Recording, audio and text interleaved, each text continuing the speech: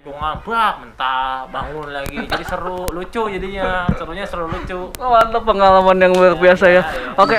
Kan salah satu hobi kita juga main bola nih, mabol. Gimana nih mabolnya main bola? Gua denger kan lu mungkin salah satu inilah yang halo.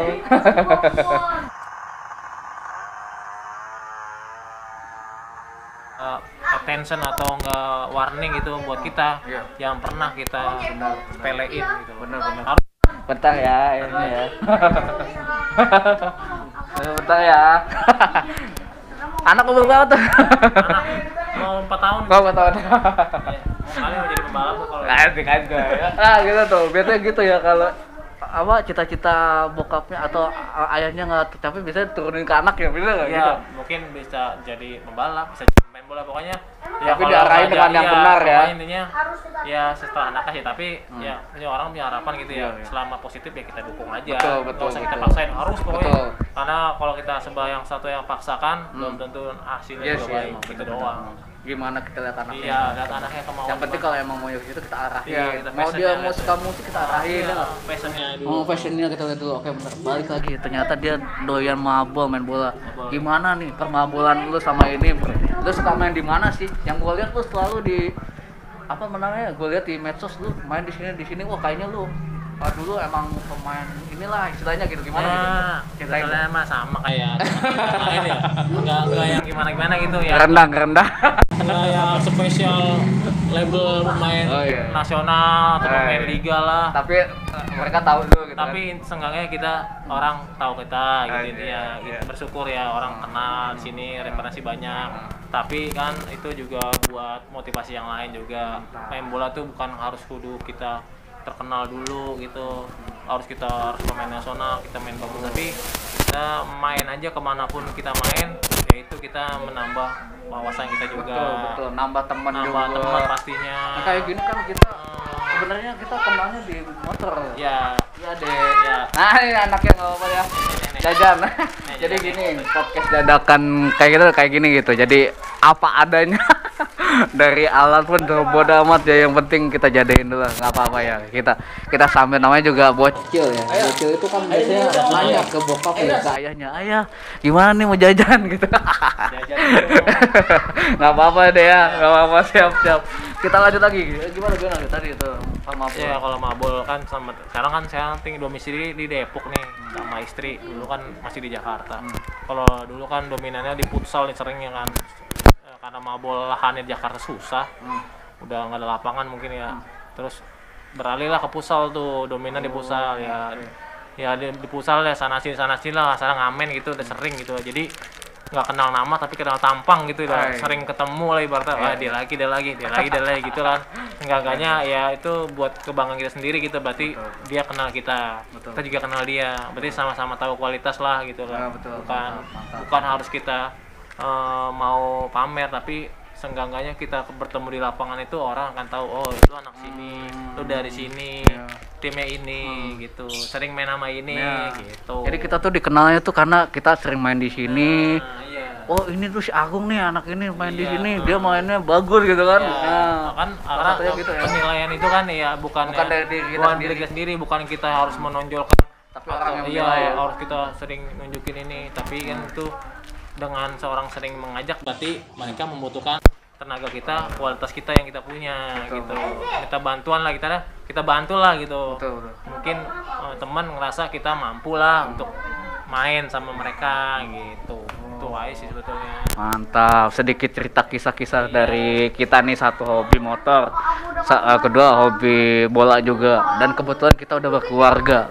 Itu lumayan lah. Siapa tahu ya jadi motivasi pas buat Kang Bro di sana, betul nggak? Betul, jadi ini juga buat nanti yang muda-muda, anak-anak muda, ya manfaatkanlah masa mudanya biar apa ya, nggak sia-sia begitu aja. Tahu-tahu umur sekian kita belum punya apa-apa, dalam artian kita belum bisa nunjukin minimal tuh kesan pengalaman hidup yang bisa berharga ke depannya, yang jadi referensi kita buat karir pertama gitu kan. Karena dari olahraga pun kita bisa berkarir gitu, jalurnya gitu kita bisa salurin gitu. Betul.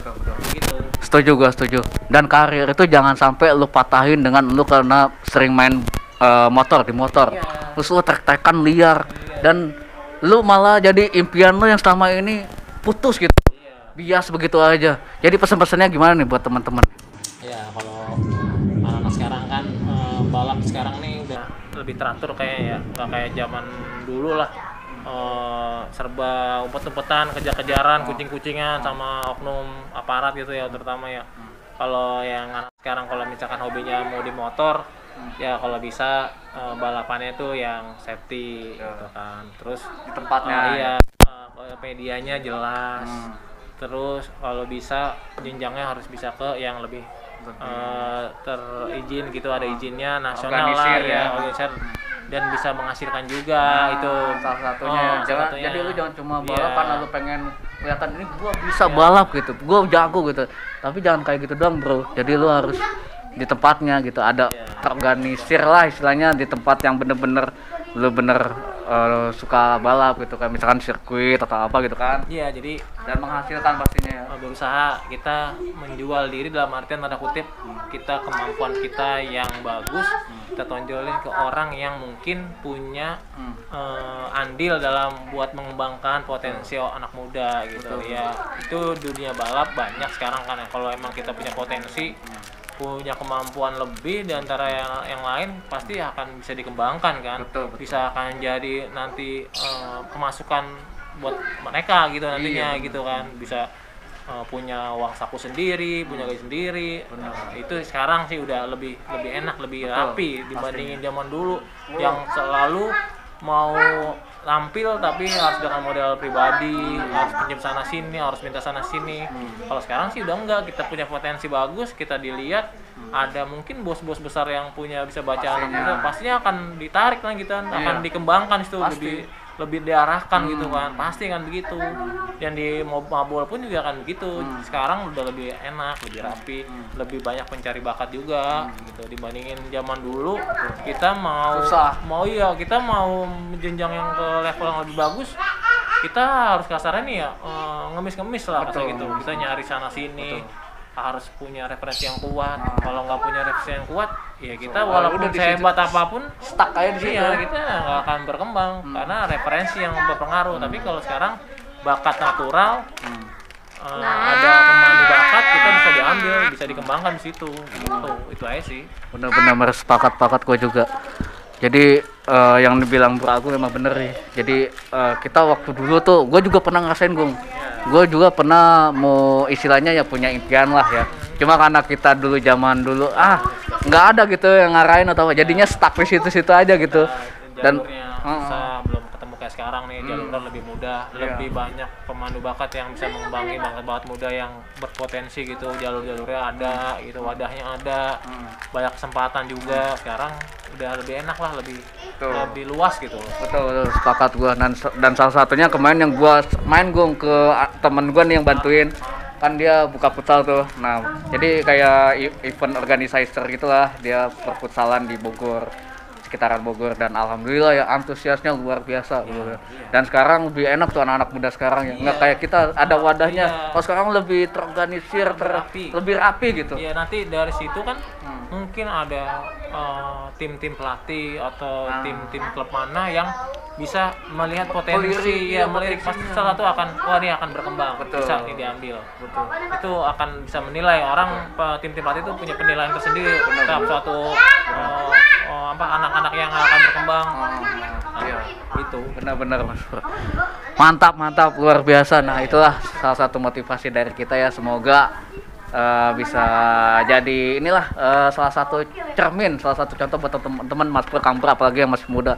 Gue bukannya di sini bukannya berdiri mau so tahu atau apa gitu ya. Ini hanya sekedar pengalaman sharing. Jadi gue dari pertama disclaimer nih, kalau ada yang bilang gue nggak kayak gitu bro, gue aman-aman aja ngetrek atau apa gitu punya hobi, nah itu terserah ya. Kita ini cuma sebagai sharing aja, betul nggak? Pengalaman. Jadi apa yang diamanahkan, terutama sih orang tua ya, kita harus jangan pernah mengesampingkan apa yang disarankan orang tua, kita diamanahkan orang tua, itu harus diutamakan, harus diperhatikan tuh. Kalau misalkan kira-kiranya kita ngelakuin hal yang itu, orang tua itu ada attention atau enggak warning gitu buat kita, yang pernah kita sepelein gitu. Benar.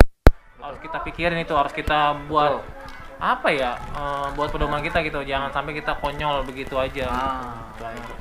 Bener. Salah satunya gini bro, kita pernah sama-sama tadi sharing pernah ngalamin yang namanya kecelakaan.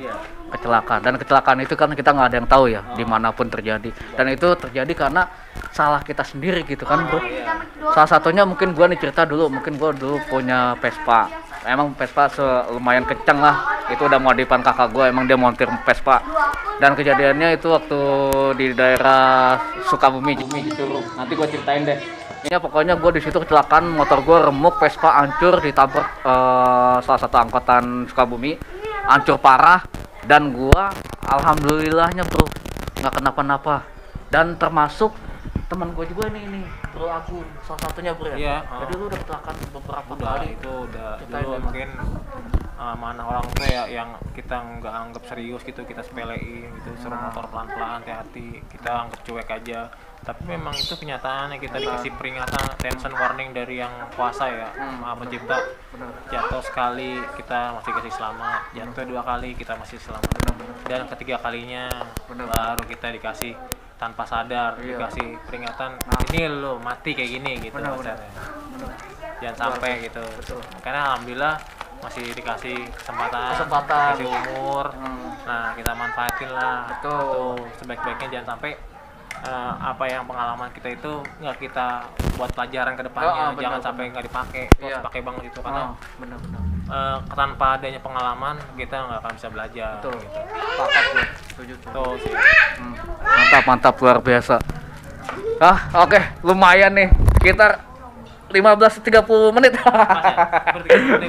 Ya kira-kira segitulah. Nggak apa-apa ya Mas Bro, jadi kita sharing nih, gue dari awal ya sharing. Jadi kita bukan mau jokin, bukan mau so tahu, bukan mau jadi guru gitu kan. Tapi kita sebagai salah satu contoh lah. Gua pernah kayak gini, dan dia juga pernah kayak gitu pada saat bawa motor nih, khususnya selain hobi main bola juga. Kalian boleh punya hobi lain juga, boleh seneng main motor, silakan, nggak ada yang larang. Lu mau ngebut yang biasa gue bilang ya, itu nggak apa-apa bro, itu mah terserah lu. Tapi salah satunya pikirkan lagi, jadi jangan sampai gitu ya. Kita mah cuma berbagi sharing informasi yang kita pernah lalui, pernah kita jadi pengalaman gitu aja. Iya. Nggak, bukan bermaksud kita namanya menggurui. Betul. Atau merasa paling alim, paling benar lah. Bukan. Kita nggak alim-alim juga sebenarnya kalau naik motor ya, tetap aja ngebut, cuman sekarang lebih terukur karena ya. Kita ya udah punya batasan lah, batasan. tanggung jawab gitu.